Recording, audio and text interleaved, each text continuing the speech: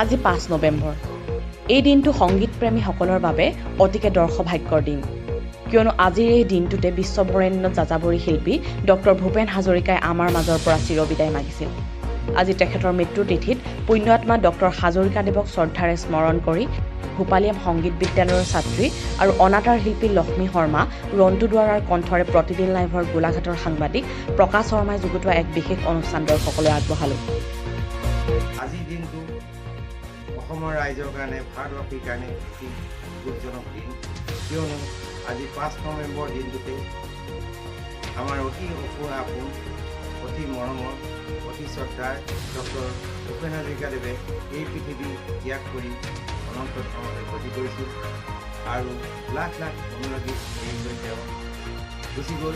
সেয়েহে আজি এই ৫ নৱেম্বৰ দিনটোত আমি তেখেতক শ্ৰদ্ধাৰে স্মৰণ কৰিবলৈ লৈছোঁ আৰু আজি সেইকাৰণে আমি প্ৰতিদিন লাইফৰ তৰফৰ পৰা এক বিশেষ সংগীত অনুষ্ঠান আৰম্ভ কৰিব খুজিছোঁ।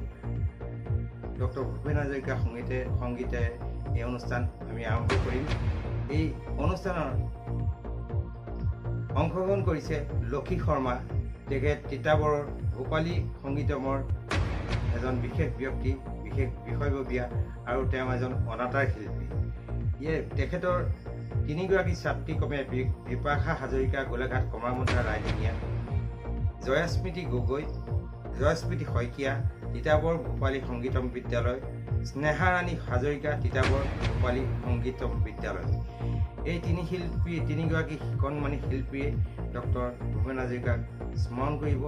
আহক আজি আমি এই ভূপেন্দ্ৰ বিশ্ব বিজয় কৰিব পৰা ভূপেন্দ্ৰ সংগীত, কালজয়ী ভূপেন্দ্ৰ সংগীত আমি উপভোগ কৰোঁ।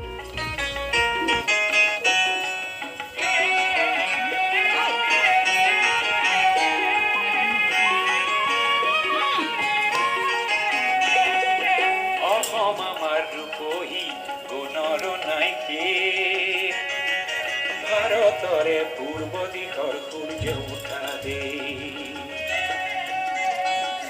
অসমী আই ৰূপহী গুণৰ নাইকে, ভাৰতৰে পূৰ্ব দিশৰ সূৰ্য উঠা দে।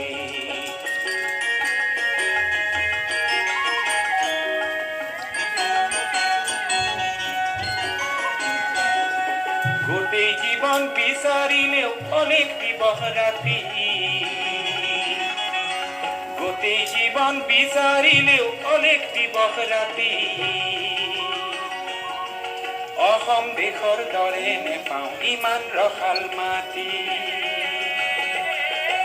চিৰ বিনন্দিয়া তোমাৰ সেউজ পৰিৱেশ, ভাৰতৰে পূৰ্ব দিশৰ সূৰ্য উঠা দে।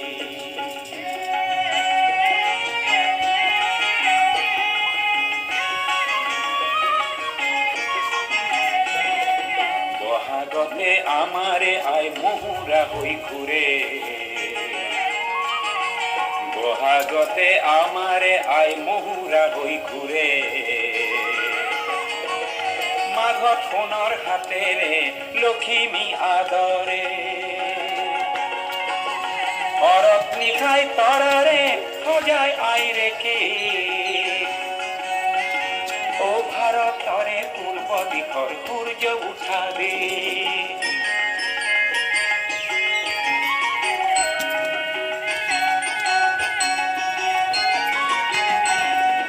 পাহাৰ ভৈয়াম একে কৰা ৰামধনুৰেই তৰে, তোমাৰ ভাষাৰ মৰমবোৰে মিলন সেতু গঢ়ে, লোহিতৰে বহল পাৰক প্ৰণিপাত কৰোঁ, লোহিতৰে বহল পাৰক প্ৰণিপাত কৰোঁ, জন্ম ললো ইয়াতেই ইয়াতে যেন মৰো, অ জন্ম ললো ইয়াতেই ইয়াতে যেন মৰো, পাম ক'ত এনে মধুৰ ৰূপৰ সমাবেশ, ভাৰতৰে পূৰ্ব দিশৰ সূৰ্য উঠা দে। অসমী আই ৰূপহী গুণৰো নাইকে, ভাৰতৰে পূৰ্ব দিশৰ সূৰ্য উঠা দে। অসমীয়াই ৰূপহী গুণৰো নাইকিয়ে